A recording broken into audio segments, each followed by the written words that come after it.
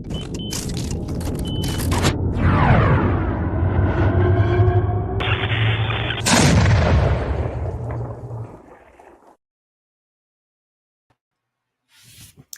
guys, I'm Katie Room from Periapsis Press. Sorry for the late start. I was throwing together slides. It always takes me longer than I think it will. But it improves my focus, so I think it's probably a valid excuse here. Hi Patrick in the chat and my husband David. Today I'm going to talk briefly about masculine heroes, jumping off from a article that I came across on Twitter. Oh boy. Where am I?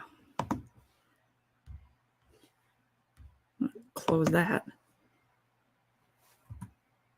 Okay, sorry guys. That I came across on Twitter called Henpecked, the Henpecked Hero. And I put a link in the description so you guys can check it out if you haven't already.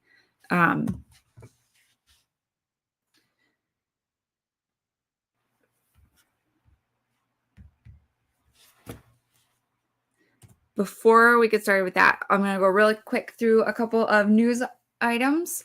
There is a super epic Christian fantasy giveaway going on right now, including some books by C.S. Johnson, who I reviewed one of her books, The Heights of Perdition. I don't believe that one is included in this, but some of her other ones are. So I definitely wanted to let you guys know. Another one that I came across on Twitter is David West is having a book sale right now. So some of his are on sale. Let Sleeping Gods Lie is the one that we reviewed. It's 99 cents right now. I'm not sure if it's always 99 cents or if it's just 99 cents and part of the sale. But I wanted to let you guys know about that. The Brutal Sword Saga, I have read the first one for sure. I chose not to review it just because it is a bit brutal. But it was very, very good. I enjoyed it a lot. I would have to consult my notes to know exactly what my decision hinged on there. But I do recommend this author. So you should check out and see what other books he has on sale this weekend. Upcoming review, I read Bloodbane by TJ Marquis. This one was really fun. Very, very characteristic of Marquis as an author, I feel. Had a real pulpy feel, and on the surface, just a really good action flick type of story, but then has some deeper thematic elements, and I really appreciate that about his work. My top 3 for this one, I thought the lit RPG elements were fun, and I thought that they worked. They did some heavy lifting with the story, as well as just being genre pieces. You know, they weren't just there for show. They actually functioned to progress the story, and I liked that a lot. Ordinary Hero, I'm always a fan. I thought it was kind of fun to have a lumberjack saving the world. And then, of course, those deeper themes that I mentioned. So that should be coming out on Thursday, my long-form review of that on the website. Okay, so the Henpecked Hero. I just have a couple of quotes that I pulled from this. Guys, feel free to reference the article on your own and bring up other parts from it or other things that you think of. The article is talking specifically about the police procedural or legal drama genres, particularly TV or movies, and how in these the male hero is competent and does good work, but then at home, their home life is just a complete mess. And the article was particularly pointing out the problem of the situation where the hero is not the main contributor to the problem of the conflict within the relationships at home. Talking specifically about a husband with a wife and usually a teenage daughter. It's kind of a genre trope. And the place that this writer is coming from seems a little bit like, okay, why is it like this? When it just is like that, if that makes sense. But if you look at it from like a literary criticism sort of perspective, or film criticism, if you will, it's doing the writer is doing a very, very similar thing with approaching the scenes and the character roles in the situation as feminist criticism would, but sort of on the other side of things. So saying things like, why is there this double standard of expectations for the male character?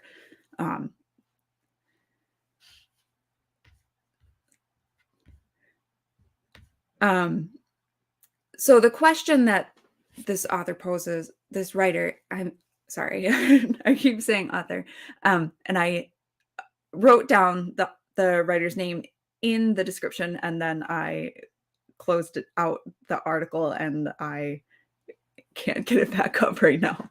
I should probably try to.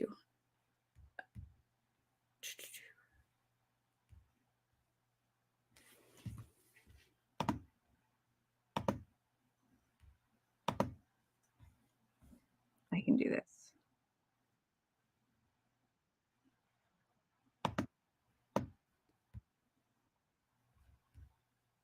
Here we go. It just takes me a hot second. Janice Fiamengo. Janice Fiamengo. So the question that is sort of kicked around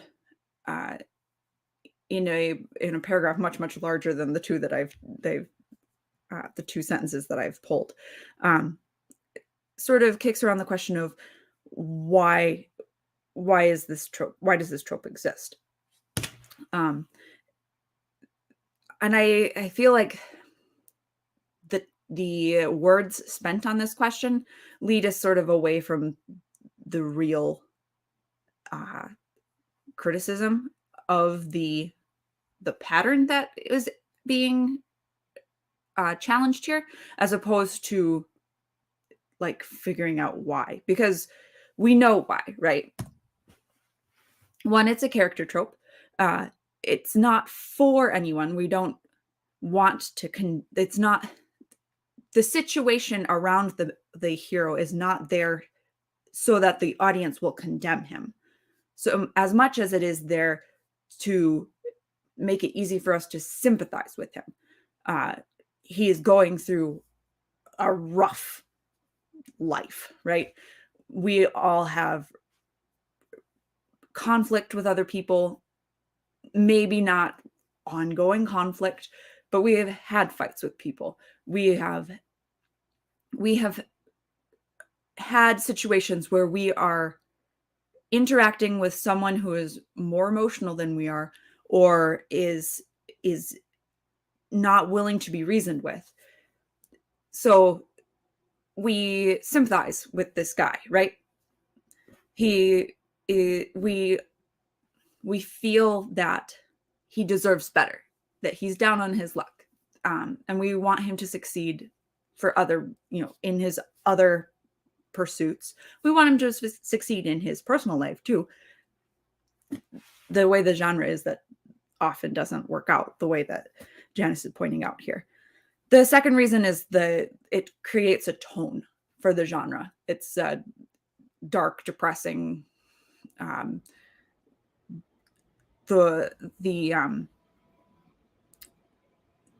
interaction between the hero and the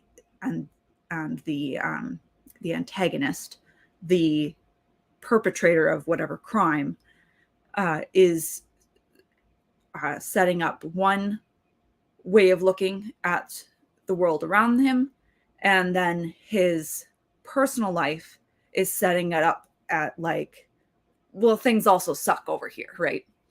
And that's just part of setting the tone for the world that these shows take place in, right?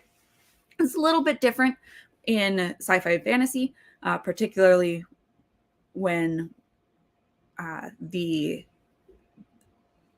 it's not the entirety of the world doesn't have that darker shade, but we still do see this pattern of inserting drama, inserting greater tension into a story by having these kind of frustrating personal relationship conflicts. One thing that I wanted to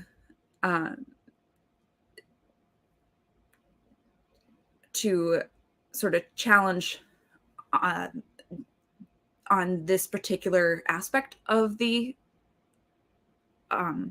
article is that it's not necessarily unrealistic. That's what makes it sympathetic. It makes us feel for the character because we understand it. It's not untrue that men go through these kinds of things, and that women can want things that seem contradictory and put the people around them in a tough situation.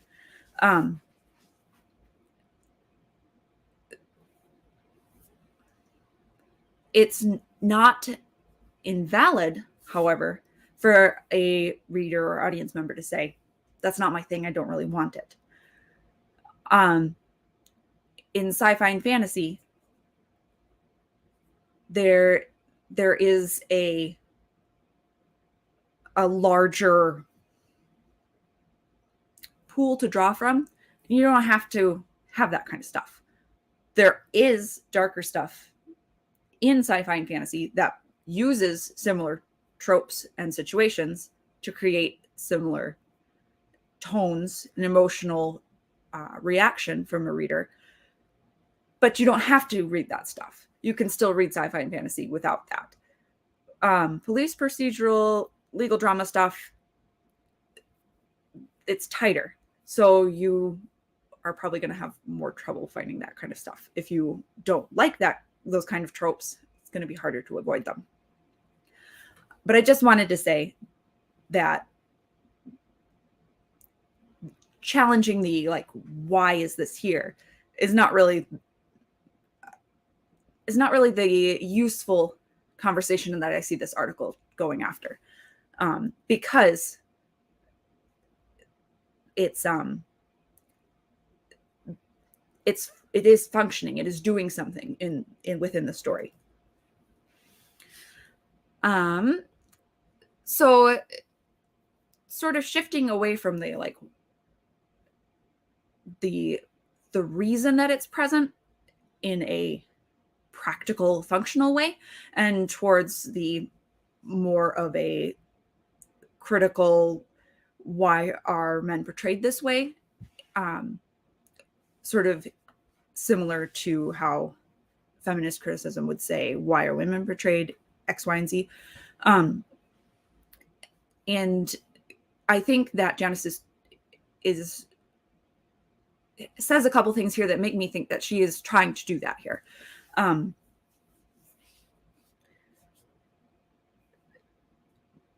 Trying to take a larger societal question and say that this kind of portrayal is maybe contributing. And that this is actually all one paragraph, but I split it up just visually for myself. The second part there, how can he keep on? Must he simply accept a life in which he is always being found wanting, and in which tenderness and compassion are denied him by those he loves most? Is it just me, or is this not the central question concerning men today? I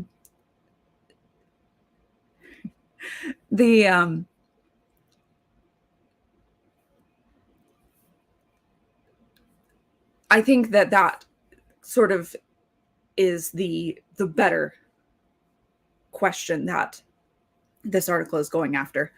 The first section here talks about the hero who cannot stand up for himself, who cannot solve the problem within his own personal relationships,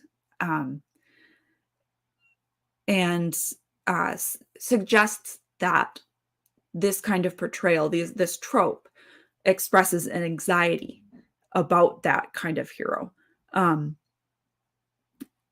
That the contrast between his competency and his, she uses the word valiancy, and then his helplessness is evidence of that tension within our society about that kind of relationship problem. And then she follows it up with talking about how women are portrayed within these conflicts as unblameable. Sort of, it really reminds me a lot how in certain religious, like, shouldn't it not within, like, how do I say this? Often men within the church are blamed for some sort of failure if their wife is angry, upset, feeling unfulfilled. Those things are somehow his responsibility, and not hers. If she behaves even in a sinful manner, it's somehow still his fault somehow. It's really interesting to me that connection, because we are seeing that in sort of the larger society as a whole, more but secular. So I think that's interesting. And the language used here is very reminiscent of like feminist critique. Women are presented as objects of love and longing for the hero, and that would, if you were coming at it from a feminist perspective, you would say, well, that's the problem, right? That somehow, that somehow the portrayal of women is the actual problem, around which, because of the portrayal of women in this way, then that's why the hero's messed up, right? But we're coming at it from the opposite direction here. And I think that there is something to this. And what would be ideal is if we as a culture said, okay, here's this trope of conflict within a hero's personal life, particularly between him and his spouse, him and his children, and then say, instead of simply rehashing that same portrayal over and over again, we present solutions. And when I was talking with David about this earlier, he suggested that it's possible that people just can't picture what that would even look like. And I think that is part of author's responsibility to lead the reader through the dream, right? I really like science fiction and fantasy because it's imaginative and can go in lots of different directions, and things can be a little bit distanced. It doesn't have to be so intensely emotional about things. So I think that the trope has a function within the story structure, and then within our society, if we could approach it maybe a bit differently instead of simply portraying it. And then I also want, like Fiona Wolf is always saying, right? I also want those heroes who don't struggle with personal problems, right? That's so much, right? Like, because there should be problem solution, and then there should also be idyllic, something worth dying for type of portrayal. There should be both of those. That the thing as it could be, and then the thing as it is, and how can we make it better? How can we move from here to there? That would be ideal in my perspective.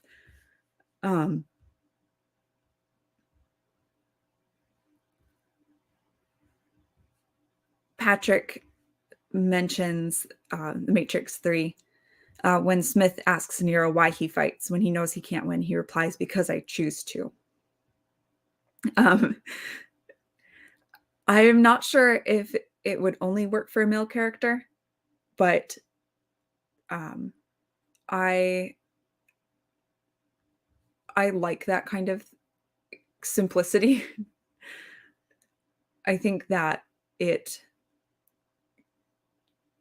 that kind of straightforward, like, I'm putting myself on the line, and I've already made that decision. Like, you can't shake my conviction on it. Like, I think that appeals to me a lot. Anarchist Bible Study says, women can't be bad guys, though. They're only ever wonderful, magical creatures who are perfect at everything. Slay Queen. That is exactly the kind of perspective that I think is one arm of this particular portrayal of masculine heroes problem, to be honest.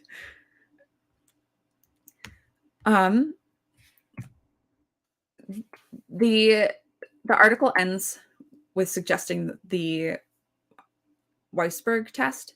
And I'm not familiar with Weisberg, but Janice says, to pass the test, the movie, or we would say book or whatever, has to have an unapologetic hero who is not berated, but is demonstrably loved and respected by his wife and daughters.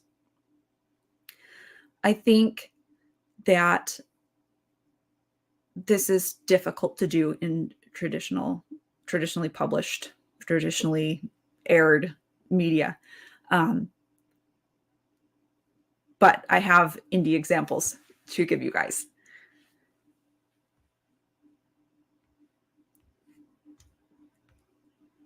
Oh, Patrick. Okay. So going back to his Matrix question of if it would only work for a male character. I think a woman character, it would work if it was a relationship, family, child, etc. But men fight for ideals and ideas and used to dying for a greater good in general. Then he points out that Pilgrim's Progress fails this test. Yep. Don't isn't it in the sequel? Don't they join him? I don't remember. All right, indie alternatives. I just reviewed Blood Pressure by Joseph L. Kellogg, and I wanted to bring this one up. The main character is not married, but it is a police procedural, and I thought that I ought to acknowledge that. I really enjoyed this story, and one of the things that I liked about it was that the main character is respected by his peers and respected by his family. He has some backstory conflict with his parents, but they come into the story and they are committed to fixing things and to rebuilding their relationship with him. So I think that this one, even though he's not married, the treatment of him within his personal life, within the close relationships that he has, is important. I also like that in his romantic relationships, he conducts himself very in the composed manner. He has some sort of magical problem. It's like he has his wings are like crushed or like malformed, but it goes deeper than that, and it's not fully explained. It's kind of a little bit of a mystery to the reader, like the whole complexity of his magical situation there. But his deformity, it makes his romantic relationships a bit more he is sent on like blind dates by his coworkers and stuff, but he does not ever conduct himself in a way that's groveling or trying to like placate the woman across from him.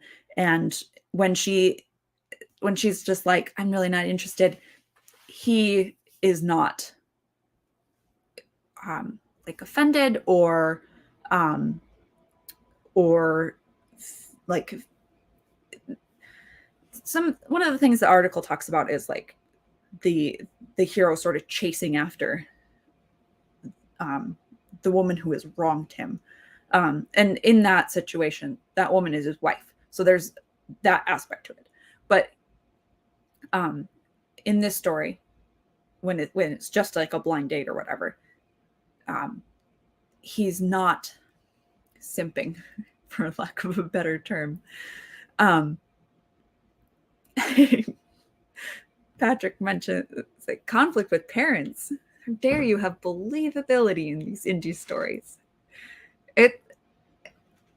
There is so much like just complexity to indie stuff that just doesn't exist in trad pop. It's just kind of funny to me that you can have someone who feels conflicted about their upbringing, about how they feel about their parents, and yet everybody in the situation can be respectful.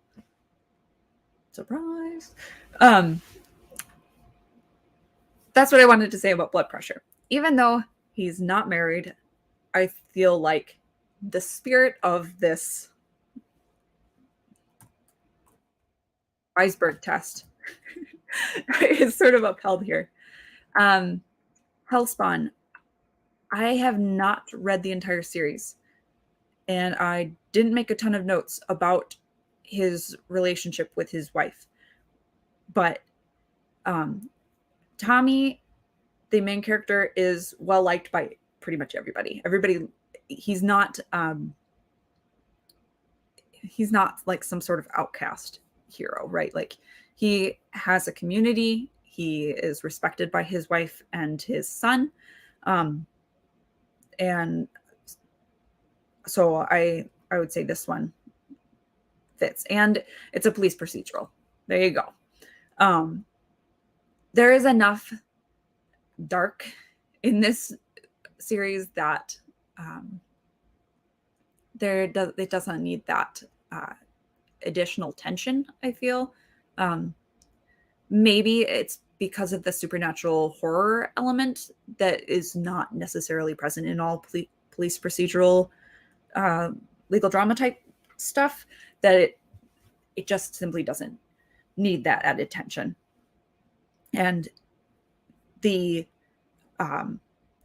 within the story, the function of a well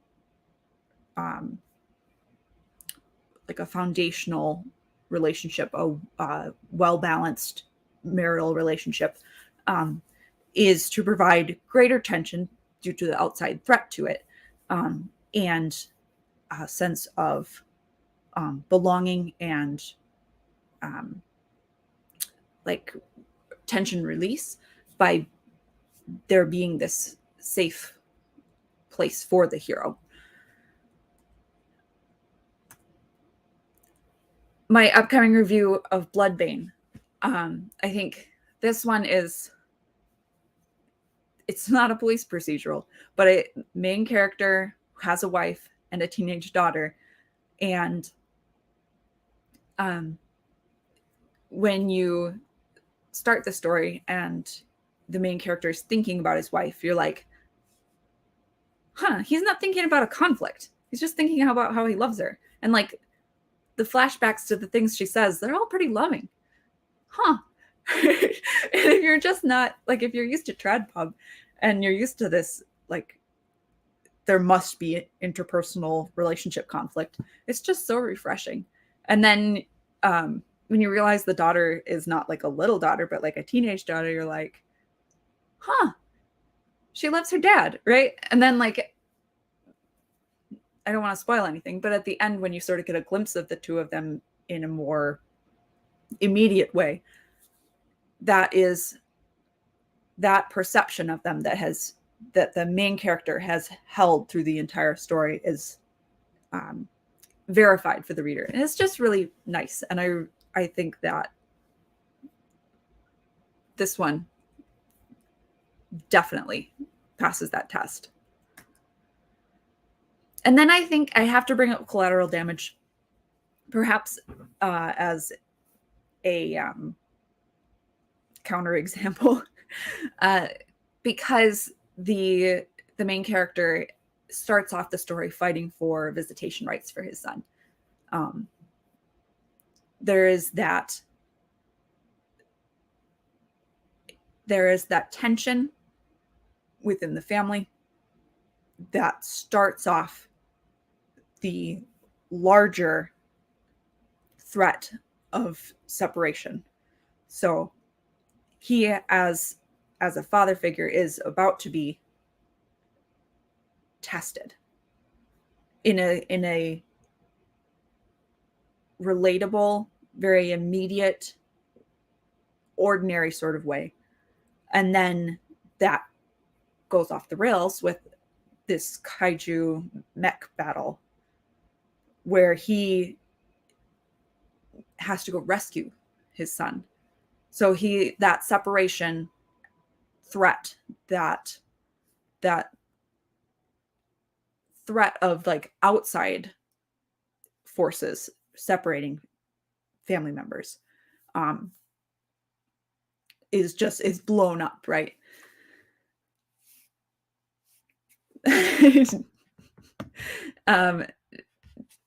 David mentions the fountain mechanism. We don't have a review up on our website of the fountain mechanism because it's David's book, and I feel like it's a conflict of interest for me to write the reviews for that myself. Patrick actually wrote a review of Uriel's Revenge, the first book, for us, so that is on the website. The fountain mechanism, the hero is within that sort of tension-filled relationship with a wife who hates him and treats him poorly, and he responds. He doesn't continue to be in that relationship, but there's a inciting incident, of course, that is certainly his fault, but he instead of attacking the problem, because this is the beginning of the story, right, he runs away. So yes, the fountain mechanism has an element of this that we could mention and discuss about that.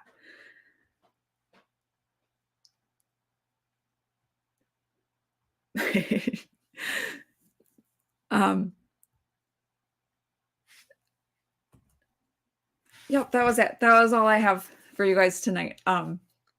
Thank you so much for chatting with me and for tuning into this. If you guys can think of stories that either pass the Weisberg test or sort of turn that trope on its head with perhaps a more uplifting problem solving sort of way, I would love to hear them in the comments.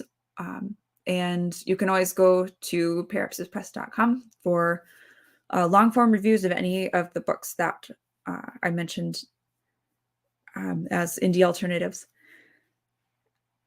Trying to think if there's anything else. I have empty shelves. I'm going to try and fill them in the background with indie books, actually physical copies.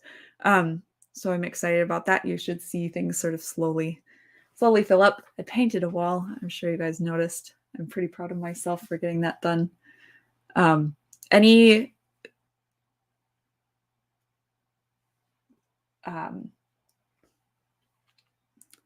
flaws that you think you perceive, I'm going to say now they're not my fault. This is a basement. The wall, this actually used to be a workshop. So there's lots of holes, and it's like plywood or something. It's like there's different textures and there's holes all over it, and there was like a long, like various stains from like actual stains, wood stains and stuff, splatters from like along where he had his workbench, and I just painted over that, so hope it doesn't come through later.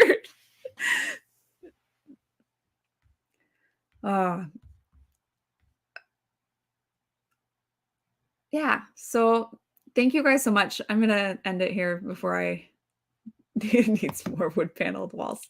Thank you. I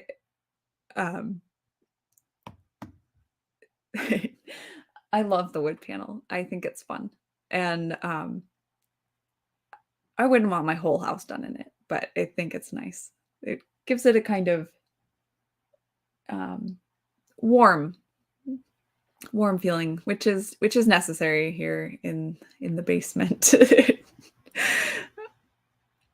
All right, I'm gonna stop it here before I ramble on too much more. Thank you guys so much. You guys have a great night.